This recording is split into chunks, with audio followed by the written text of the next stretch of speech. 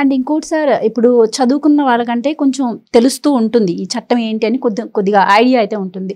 Illiterate people ఉంటారు, వాళ్ళకి ఎలాంటి ఐడియా ఉండదు. సో ఇలా సామాజిక మాధ్యమాల ద్వారా వాళ్ళు ఎంతో కొంత ఇన్ఫర్మేషన్ తెలుసుకోవడం తప్పించి వాళ్ళకంటూ ఆ యాక్ట్ అంటే ఏంటో తెలియదు. సో ఈ ఒరిజినల్ డాక్యుమెంట్స్ గవర్నమెంట్ దగ్గర ఉండి జిరాక్సులు మరి హక్కుదారుల దగ్గర ఉంటే రేపు ఏదైనా వాళ్ళకి అవసరాలు వచ్చి బ్యాంకులో పెట్టుకోవాలి అనుకుంటే కూడా అవి చెల్లవు అని కూడా వార్తలు వస్తున్నాయి. సో ఎలాగూ రేపు చంద్రబాబు నాయుడు గారు గవర్నమెంట్ వస్తే ఆయన చట్టాన్ని రద్దు చేస్తాను అని చెప్పారు. సో ఫ్యూచర్లో మరి ఈ చట్టం వాళ్ళకి నచ్చకపోతే ఒకవేళ వాళ్ళు ఎలా ఫర్దర్గా వాళ్ళు ఎలా ఎదుర్కోవాలంటారు ఈ చట్టాన్ని? వాళ్ళకి ఎలాంటి హక్కులు ఉంటాయి? ఇక్కడ ఒక పెద్ద సమస్య ఏంటంటే, మన ప్రాపర్టీ పైన ఏదైనా డిస్ప్యూట్ వచ్చిందనుకోండి, ఆ డిస్ప్యూట్ను 3 నెలల లోపలే మనము గవర్నమెంట్కి అప్పీల్కి వెళ్ళాలి. ఒకవేళ 3 నెలలు దాటిందనుకోండి, మనకి ఇంకే హక్కు ఉండదు. నేను ఒక మాట అంటాను, ఒకవేళ నాకు కానీ నా భార్యకు నా బిడ్డలకు ఏదైనా అనారోగ్యం జరిగి నేను ఈ రాష్ట్రం నుంచి వేరే ప్రాంతానికి వెళ్ళి అక్కడ హెల్డప్ అయిపోయాను అనుకోండి, ఒక 3 నెలలు నాకు తెలియదు. ఎందుకంటే ఇప్పుడు ఆన్లైన్లో ఎట్లా ఉంటుందంటే వ్యవహారము, వాళ్ళకి అవసరం వచ్చినప్పుడు మాత్రమే రెవెన్యూ వాళ్ళ యొక్క వెబ్సైట్ ఓపెన్ అవుతుంది. వాళ్ళకి అవసరం ఉంటేనే పోలీస్ వెబ్సైట్ ఓపెన్ అవుతుంది. అంటే వాళ్ళు వెబ్సైట్లో పెట్టి దాన్ని బ్లాక్ చేస్తారు. బ్లాక్ చేసి 3 నెలల వరకు నాకు కనపడదు, నేను 3 నెలల వరకు రాను. అప్పుడు నేను ఆ ఆస్తిపై నాకు వదులుకోవాల్సింది. ఎంత ఘోరం అండి, ఎంత అన్యాయం ఇదేని.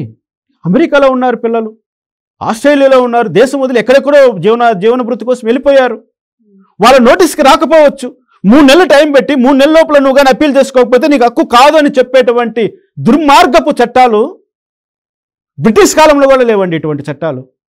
ఇటువంటి చట్టాలను ఈరోజు తీసుకొచ్చి మా పైన రుద్దడానికి జగన్మోహన్ రెడ్డి ఎంత కుట్రపడినాడో ఆలోచించండి. ప్రజల ఆస్తులన్నీ కొట్టేయడానికి కుట్రపడినాడు. 3 నెలలు నేను అప్పీల్ చేయకపోతే నా ఆస్తి కాదు అది. ఇంకా నేను కష్టపడి సంపాదించుకున్న ఆస్తి నాది కాదు. మా తండ్రి కష్టపడి సంపాదించిన ఆస్తి మాది కాదు.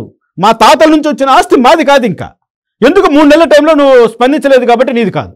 ఇది ఎక్కడి ఘోరం అండి, ఇది ఎక్కడి న్యాయం అండి? 10 సంవత్సరాలు ఉన్నా కూడా కోర్టులు డిలే కండోనేషన్ చేస్తున్నాయి. ఈరోజు కోర్టుకు రాకపోతే ఏదో మాకు ఆరోగ్యం బాగలేదనో, మాకు కష్టాలు ఉన్నాయనో, మాకు తెలియలేదనో, నాకు చదువు రాదనో ఏదో ఒక గ్రౌండ్ పెట్టి మా కోర్టులో పిటిషన్ వేస్తే 1000 రోజులైనా 2000 రోజులైనా 5000 రోజులైనా కండోన్ డిలే చేసి ఆ అప్పీల్ తీసుకొని పరిష్కరిస్తున్నాం. అటువంటి వ్యవస్థలో నువ్వు 3 నెలలు అంటే ఎన్ని రోజులు? 90 రోజులు టైం పెట్టి 90 రోజుల్లో నువ్వు స్పందించకపోతే నీది కాదు ప్రాపర్టీ అంటే సూసైడ్ చేసుకోవాలా మేము? ప్రజలు ఆత్మహత్యలు చేసుకొని చస్తారు. చూడండి, ఈ చట్టం అమలులోకి వస్తే రైతులందరూ చదువుకున్నారా? ఎంత ఉంది రాష్ట్రంలో అక్షరాస్యత? చట్టాల పట్ల అవగాహన వాళ్ళు ఎంతమంది ఉన్నారు ఈ రాష్ట్రంలో? నాకు వచ్చిన కష్టానికి నేను 90 రోజుల్లోపు నేను గవర్నమెంట్ దగ్గరికి వెళ్ళాలని ఎంతమందికి తెలుసు? ఎవరికి తెలియదే, అవేర్నెస్ లేదే.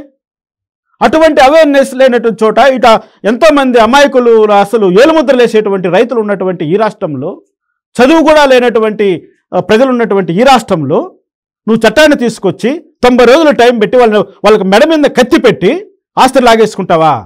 ఇది చాలా పెద్ద కుట్ర. ఇది రాష్ట్ర ప్రజల ఆస్తులు కొట్టేయడానికి, అమాయకుల ఆస్తులు కొట్టేయడానికి, తన వాళ్ళకి పంచిపెట్టడం కోసం జగన్మోహన్ రెడ్డి ఆడినటువంటి నాటకం ఇది. చట్టం కాదు ఇది. అండ్ ఇక్కడ హక్కుదారుడికి ఏదైనా సమస్య వస్తే ప్రభుత్వం నియమించిన అధికారి దగ్గరికే వెళ్ళాలి, లేదు అంటే హైకోర్టుకి వెళ్ళాలంటున్నారు. హైకోర్టు వెళ్ళేంత పరిజ్ఞానం విలేజెస్లో ఉండే ప్రజలకు ఉండదు. జిల్లా కోర్టు వరకు అంటే వాళ్ళు ఎలాగోలాగా మేనేజ్ చేయగలుగుతారు. లేదు అంటే హైకోర్టుకి వెళ్ళలేకపోతే ప్రభుత్వం నియమించిన అధికారి దగ్గరికి వెళ్ళినా, ఒకవేళ వ్యక్తిగతంగా ఆ హక్కుదారుని మీద ఆ అధికారికి ఏదైనా కక్ష ఉన్నా కూడా ఇంకో రకంగా అంటే అతను చాలా ఇబ్బంది పెట్టే అవకాశం కూడా ఉంటుంది, ఆ ఛాన్స్ కూడా ఉంది అంటున్నారు. అది ఎంతవరకు నిజమంటారు? 100% నిజం ఇది. ఎందుకంటే ఇప్పుడు ప్రభుత్వం నియమించినటువంటి అధికారి ఎవరైనా నీ మనిషే కదా, ప్రభుత్వంలో భాగస్వామే కదా.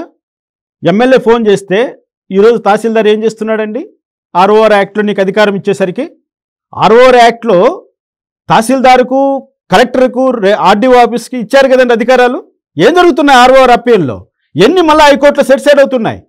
ఎంతమంది ప్రజలు అష్ట కష్టాలు పడి ఈ యొక్క తహసీల్దార్ చేసేటువంటి తప్పుల కోసం ఎన్ని లక్షలు ఖర్చు పెట్టుకొని ఈరోజు హైకోర్టు చుట్టూ తిరుగుతున్నారో నాకు తెలుసు. చిన్న పదవి ఇచ్చాము, అధికారం ఇచ్చారు వాళ్ళు ROR యాక్ట్లో. ROR యాక్ట్ నుంచి కోర్టుల నుంచి కాకుండా కేవలము రెవెన్యూ ఆఫీసర్లకు మాత్రము హక్కు కల్పించారు దానిపైన అప్పీళ్ళు. అవి మనకు అలా ఈరోజు చూస్తున్నాం. అంతకంటే భయంకరమైనటువంటి నరకం ఇది. ROR యాక్ట్ కన్నా కొంచెము తహసీల్దారు, తహసీల్ తర్వాత జాయింట్ కలెక్టరు, జాయింట్ కలెక్టర్ తర్వాత హైకోర్టు ఉంది. కానీ ఇక్కడ అది లేదు, ఒకే ఒక స్టెప్. అంత కష్టమైనటువంటి పరిస్థితుల్లోకి ఈరోజు ప్రజలు నెట్టేస్తున్నారు వీళ్ళు. ఈ యాక్ట్ వల్ల ప్రజలకు ఒకటే చెప్తున్నానండి, ఇది మన మెడ మీద కత్తి పెట్టి ఆస్తి లాక్కోవడమే. ఆ అధికారి ఏది పాస్ చేస్తాడో ఆర్డర్ అదే. ఇంకా అతను ఏం పరిశీలిస్తాడో ఎవరికి తెలియదు, ఏ చట్టం ప్రకారం వాళ్ళు పరిశీలన చేస్తారో తెలియదు. ఇండియన్ ఎవిడెన్స్ యాక్ట్ అప్లై అవుతుందా, సివిల్ ప్రొసీజర్ కూడా అప్లై అవుతుందా, ఫార్మాట్ ఏమని ఇచ్చారా, ఈ విధంగా అప్లై చేసుకోండి మీరని నేను కొన్ని అడుగుతున్నా. ఎందుకంటే ఒక చట్టం చేసినప్పుడు ఆ చట్టాన్ని అమలు చేయడం కోసము ఫెసిలిటేషన్ చేస్తాం ప్రజలకి, కొన్ని ఫార్మాట్లు క్రియేట్ చేస్తాం, దానికి ఏమేమి అనుసంధానం చేయాలో, డాక్యుమెంట్లు ఏ డాక్యుమెంట్లు పెట్టాలో దానికంటూ ఒక వెబ్సైట్ అన్ని క్రియేట్ చేస్తాం. అవన్నీ ఎలా ప్రజెంట్ చేయాలో ఒక రూల్ ఉంటుంది. అది న్యాయవాదుల ద్వారా అప్రోచ్ కావచ్చా, లేకపోతే న్యాయవాదులు కూడా రాకుండా ఏమన్నా మీరు చేయబోతున్నారా? న్యాయవాదులు ఎసులుబాటు కూడా లేకుండా చేస్తున్నారా మీ దగ్గర రావడానికి, నీ అధికారి దగ్గర రావడానికి? ఎవరి ద్వారా రిప్రజెంట్ చేసుకోవాలి అక్కడ?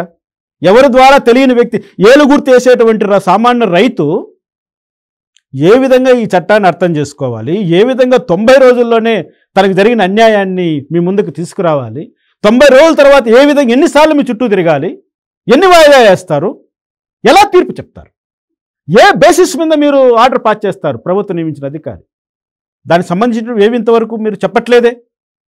ఇవన్నిటినీ మీరు మబ్బి పెట్టేసి, ప్రజలను ఒక మబ్బులో పెట్టేసి, ప్రజలను ఒక డార్క్ రూమ్లో పడేసి, భయభ్రాంతులకు గురి చేసి, నీ మనుషుల ద్వారా నీకు కావలసినటువంటి మొత్తం భూములన్నీ కొట్టేయడానికి ప్రయత్నం చేశాడే తప్ప ఈ యాక్ట్ వల్ల ప్రజలకు ఉపయోగం జరుగుతుందని ఏమాత్రం అనుకోవాల్సినటువంటి అవసరమే లేదు. అండ్ సార్, మీరన్నట్టు ఇప్పుడు ఈ చట్టంలోని లోపాలు ఏవైతే ఉన్నాయో ఇవి ప్రతిపక్షాలు, లాయర్లు కూడా ఎత్తి చూపే వరకు ప్రజలకు అంత కరెక్ట్గా తెలియని పరిస్థితి అయితే ఉంది. మీరన్నారు ప్రజల అభిప్రాయం తీసుకోకుండా ఈ యాక్ట్ అమలు చేశారు అని చెప్పి.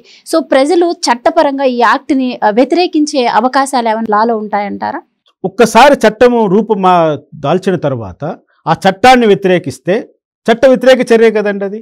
పోలీసులు వస్తారు, కేసులు కడతారు, జైల్లో పెడతారు, ఎన్ని ఇబ్బందులు గురి చేస్తారు.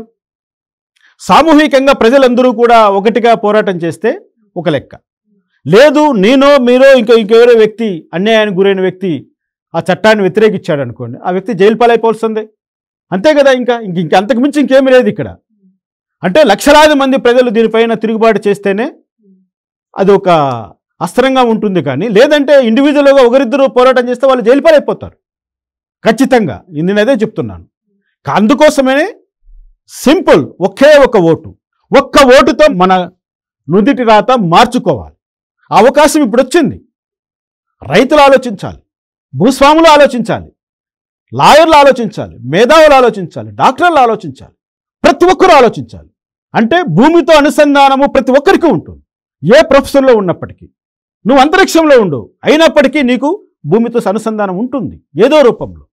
కాబట్టి ఈ భూమిని దోచేయడానికి దొంగ వచ్చాడు, వాడిని తరిమి కొట్టాలి ఇప్పుడు మనం. కాబట్టి మన చేతిలో ఉన్నటువంటి ఓటు అనే ఆయుధాన్ని ఉపయోగించి ఈ చట్టాన్ని రద్దు చేస్తానని చెప్తున్నటువంటి వ్యక్తిని మనము ఈరోజు సీఎంగా చేసుకోవాల్సినటువంటి అవసరం ఉంది. అందుకే నేను అంటున్నాను, ఈ చట్టము ప్రజా వ్యతిరేకమైనటువంటి చట్టము.